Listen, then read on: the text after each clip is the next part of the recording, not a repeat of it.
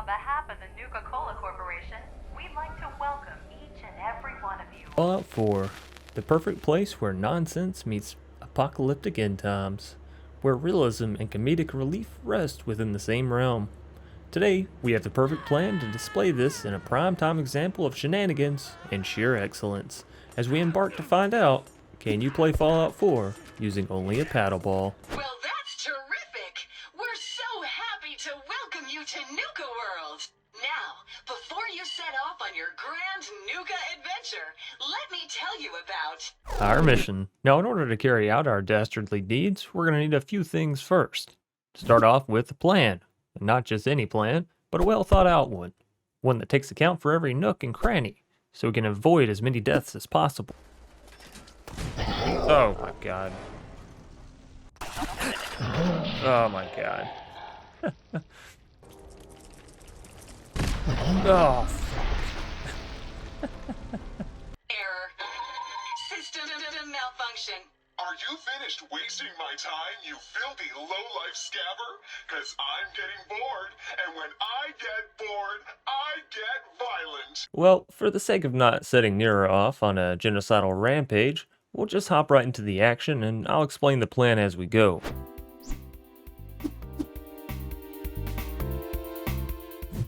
So of course, step 1 is unlocking and getting the paddleball, as well as ammo for it. Now to do this, we need a bit of backstory, as you can only get the paddleball weapon from the ever-extravagant Nuka-World theme park. This paddle of mass destruction can be purchased for 500 Nuka-Cade tickets from the arcade vending machine, located in the dead center of a raider-infested Joyland.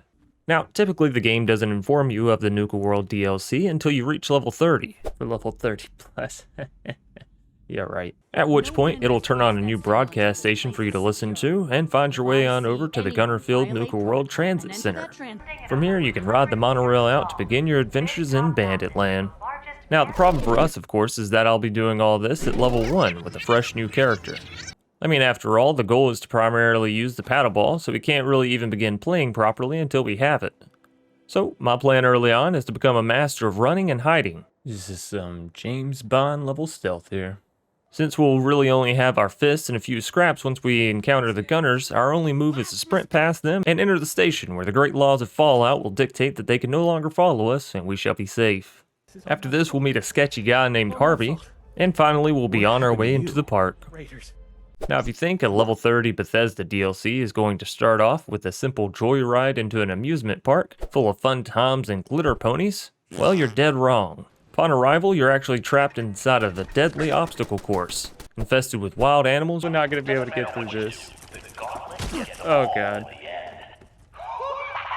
Raider scum and tons of booby-trapped explosives. Okay. Getting through is definitely not easy, but with some serious sneakiness, quick wits, determination, and luck, we can manage to slip past the jaws of an ugly death. Flying ant swarm. We're dead. Finally, as if running through this death trap wasn't difficult enough for us, at the end of it we're pitted against the Raider Overboss, who apparently is king shit around here and has a literal unbeatable power armor set. Sounds kind of like a scumbag to me, but I guess that's why we're here. Now I'm all for a challenge, but when I say sheer impossible, words alone don't quite capture it. Alright, yeah. Naturally, we've come equipped with our handy-dandy water gun, though, and some well-timed console commands. And the slaughter has begun. Don't worry. Your secret's safe with me. I think Coulter got exactly what he deserved. So taking down the boss was actually one of the easier parts of this whole escapade. That was easy. And listen, if you have problems with console commands and you play this challenge yourself, get to Coulter, aka the King Cheater McCheaterson, and try the fight. Then you can come tell me in the comments that you managed to beat it in 3.4 seconds on survival mode using only your toes. Go ahead, do it. Anyways, with the mob boss defeated, it was finally time to kick things into high gear and find ourselves that paddleball, ladies and gentlemen, because we finally have access to the park. Now, you're going to want to go straight to the Nuka-Cade building located near the entrance of the park. There you will find a man named Fritz. There you will find a man... There you will find a man named Fritz, who pretty much runs the joint. He'll explain how the Nuka-Cade tickets and prizes work, as well as how you can obtain a hefty supply of them. And all the cute little prizes you can win? Yeah, you can thank me for those too. Prizes? I like the sound of that. Once you've collected those sweet 500 tickets, you can run on over to the terminal and hope to find yourself the perfectly presented paddle ball. Now, the shop does rotate, so if you don't find it on your first attempt, you may need to wait a couple days for the shop to roll through some more options. You'll probably want a few extra tickets also, as the paddle ball ammo costs about 50 tickets per pop. Yeah. Oh, it's spiked. Now that we've got our hands on the most overpowered children's toy this side of the wasteland, it's time to start working on crafting it into an actual monstrous murderer. To do this, we'll need the Project Cobalt schematics. Target locked. Which can be found located in a secret lab under the World of Refreshment. However, this lab is only available once we turn power back on for Nuka-World, and there's only 2 ways to do that. First, you can kill every bandit in the entire park in order to obtain 3 keys needed to open the control room, holding the main power breaker. Oh, sure. I understand. So, are you just gonna paint the bullseye directly on my back, or what? And you have option 2, which is to follow the main quest line of the Nuka-World DLC until the very end, where I won't spoil what happens, but essentially the power gets restored as well. So between those 2 options, and considering the fact that we have a paddle ball, and once the raiders turn on us, again, Gage will turn as well, I've decided we're going to go through the main quest as quickly as possible, and try to get the power back on so we can start blasting some radioactive balls. You're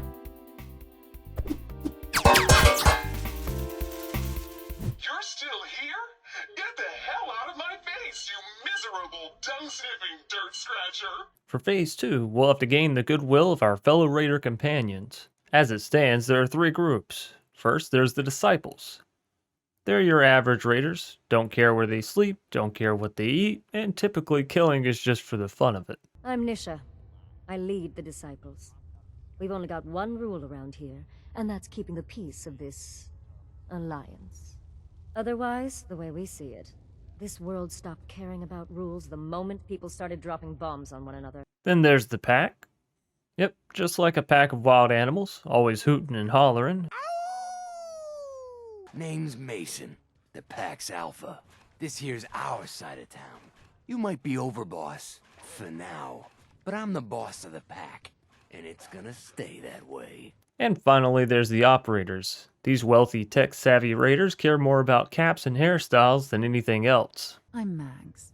This is my brother, William. Pleasure. Along with our co-conspirator, Lizzie, we run this crew. Call ourselves the Operators. You'll come to understand soon enough that we are the only gang you should be backing around here. Because we're the only ones who see this place for what it is. A temple. A testament to the only thing that matters in this world. Oh, you mean the drug? To begin our journey as the People's Champion, we'll have to go through the remaining park attractions one by one, clearing them of who or whatever problem may be holding up settlement there. Now this sounds simple enough, given we have a canine companion, as well as Gage at our side at all times.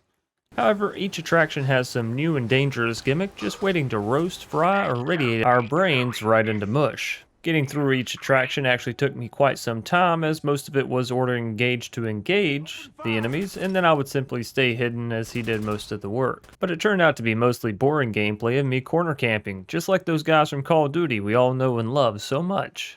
Anyways, to keep things concise, I'll go over a quick synopsis of each attraction. First off, we had Galactic Zone, which sounds like a fun trip to outer space, but actually featured tons of hostile robots just waiting to laser beam me into oblivion. Next up was the ghoulish graveyard of Kitty Kingdom, where radiation rained down upon us constantly, and incredibly ugly, undead clowns clawed at our face. Following this, it was on over to Dry Gulch to wrangle with some worms. Radiated, mutated bloodworms, that is.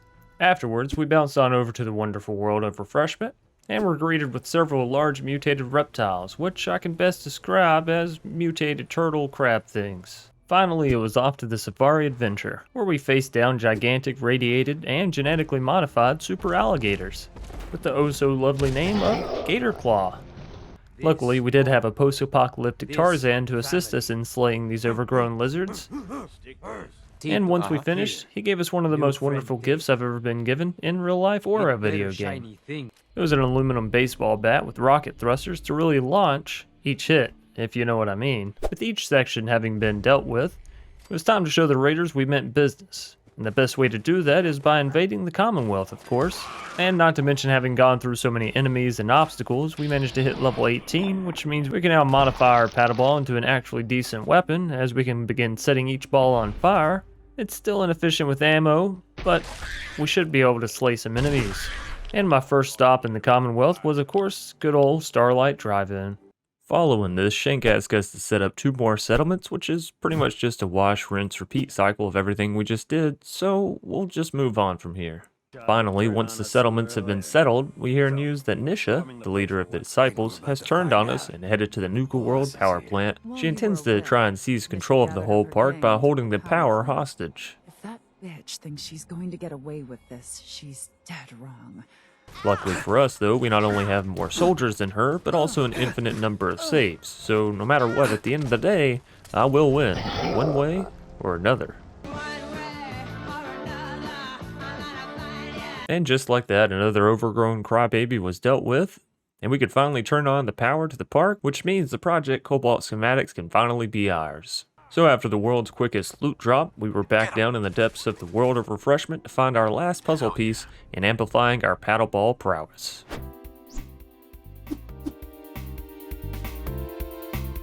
Now the first level of the Nuka-Cola explosive upgrades is nice and does a lot more damage than anything else we've had on the paddleball. However, it's still not what I would consider deadly. So I pushed ourselves just a little bit further here so we could hit level 28 and unlock the 3rd perk of the science ability, which allows us to make the Nuka-Cola Cherry explosive add-on, which does a lot more damage, and when coupled with the badass power armor we finally had access to, we finally managed to achieve our goal. We are a walking, talking paddleball master. Not to mention king of the raiders as well. And we've got enough explosive in our balls to wipe out a whole town, and believe it or not, there's actually a whole nother upgrade to this paddleball madness. Now, unfortunately, it doesn't unlock until level 41 when you can get the science skill to level 4. However, because I love fun things and not ending on awkward half-finished notes, we're going to go ahead and give ourselves the next level just to see how powerful it really is, and to show off just how much you really should make the paddleball your first pick for your next playthrough. See, when you add Nuka-Cola Quantum to the mix, it becomes a radioactive explosion.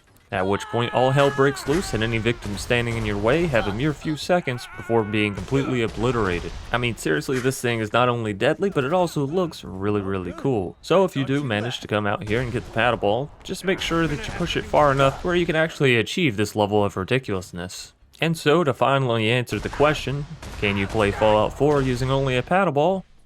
Well, the answer is yes. Technically you can. It's just going to involve a whole lot of minion manipulating early on. However, once you unlock this sweet paddleball perfection, I promise you'll never want to go back. I hope you did enjoy this video. If so, as per the usual, be sure to leave a like down below, comment in the comment section what your favorite part or portion or section of this video is, or if you have any ideas for future content, I'm all ears. Once again, if you have enjoyed your stay here, be sure to subscribe to the channel as well, so that way you can get updates whenever I do drop another awesome video such as this one. Till next time, I do hope you all stay awesome, stay safe, and stay crafting. I'll see you in the next one. Peace out.